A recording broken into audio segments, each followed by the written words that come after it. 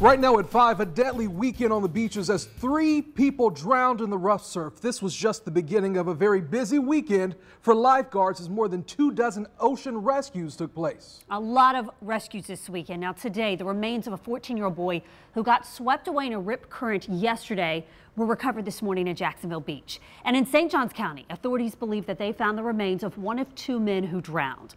First Coast News' Shelby Danielson is live tonight at Jacksonville Beach with the latest on these drownings. Shelby? Well, Heather, the lifeguard station behind me says there is just an unexpected sudden increase in ocean rescues over the weekend.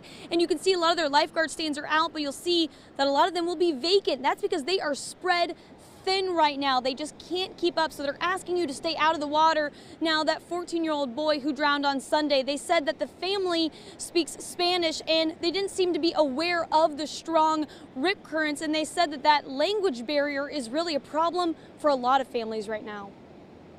Which rip current are you referring to? He's got a person in a rip current 3 blocks away from him, and that's a little too far for me to expect them to deal with alone, so we back them up. As we spoke with Ocean Rescue Captain Rob Emmaheiser on Monday, his lifeguards were pulling people out of the water left and right. In fact, he'd just done so himself. He's from the Ukraine, so he doesn't speak English or Spanish, so we had to literally go out and explain to him that you've got to, take our assistance, take our advice. He says a language barrier is contributing to their 30-plus rescues over the weekend. They did not speak English at all. Just tried to use hand signals and point at the dangerous conditions. Their lifeguard team is spread thin right now. He says where a 14-year-old boy drowned on Sunday, there was no lifeguard stand nearby, so other beachgoers jumped into action. I ran out there and everybody else was running out there trying to, and by the time I got close to him, the current just took him under. The only thing I seen was his hand, and that was it. He just took him on out of the water. Jaheen Patterson said they watched the boy go after a ball in the water, and he stepped into a hole when he was pulled under by the current. I tried my best. I wish that was more I could have done, but it didn't happen.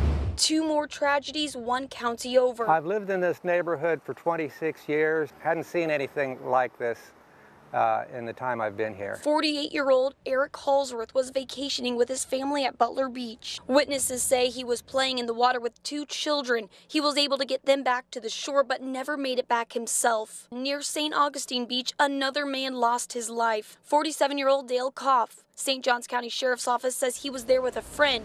They were called to speak to the 2 men because people nearby thought they were arguing, but police determined they were actually just joking around on the beach.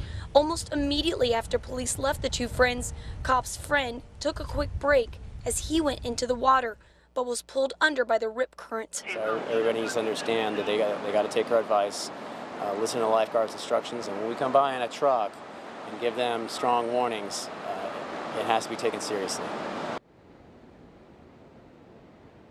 And Emmaheiser says really it's never been more imperative than it is right now to be right next to one of these stands, especially if you have kids, and with lifeguards in these stands, because right now there's about 1.5 miles separating the 2 lifeguards on Jacksonville Beach, so there's quite a distance, and that's why there is more of a risk. And there are no lifeguards right now at Neptune Beach or at Atlantic Beach, and on Saturday there were actually 3 people they had to pull out of the water at Neptune Beach. Jacksonville lifeguards went over there. 2 of them were taken to the hospital, but they are expected to be okay. Victims advocates for these families say they don't want to talk right now. Of course, understandable. They're very, very upset.